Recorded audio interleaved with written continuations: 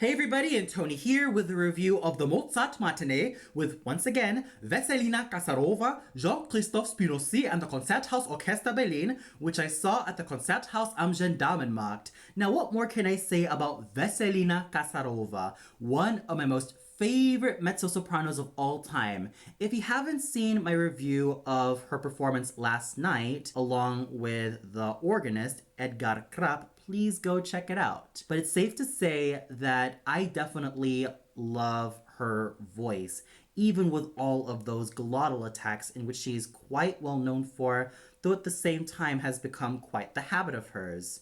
At first, I was quite skeptical of how she was going to fare vocally because I thought she was going to end up having that morning voice in which kind of plays a lot of singers when they have to sing in the mornings. But I was so amazed at how she was able to really use that wonderful, creamy, rich, and versatily flexible voice to her advantage in her renditions of Haydn's Arianna Anasso, and of course Mozart's E quel punto Vitellia, which then leads to the aria Non più di fiori from La Clemenza di Tito. In both of these numbers, she was able to inhabit both of these characters of Arianna and Vitellia with beauty, energy, vibrance, exuberance, and a great sense of musicality.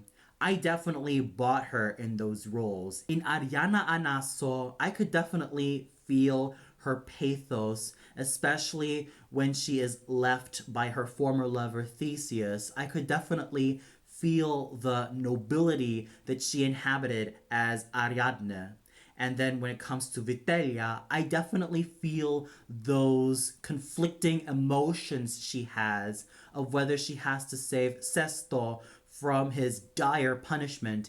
And there was something I also noticed when one of Vesselina Kasarova's earrings dropped on the floor, and she did something that added a little bit of comedic timing, though at the same time still managed to keep that poise and beauty which she is extremely well known for, which I thought was very, very great. She ended up picking up her earrings and she was still able to act the part of Vitellia very, very well. And yes, she's very well known for singing the role of Sesto, a role that she has inhabited for a great number of years. But to hear her sing Vitellia's Grande aria with such pathos, beauty, and versatility was something to completely behold because she had a very flexible instrument, which she's very well known for. And I definitely enjoyed every single moment that she was able to really emit from these two wonderful arias. And of course, the conducting done by Jean-Christophe Spinosi was, as to be expected, exuberant, exciting, and simply put, magnificent. He was able to really use that trademark enthusiasm and vivacity to the best of his abilities, especially evidenced in Joseph Haydn's Symphony No. 82 in C natural, also known as the Bear Symphony, or known in French as Le Symphonie de l'Or, in which I thought he did a very great job in all of the movements.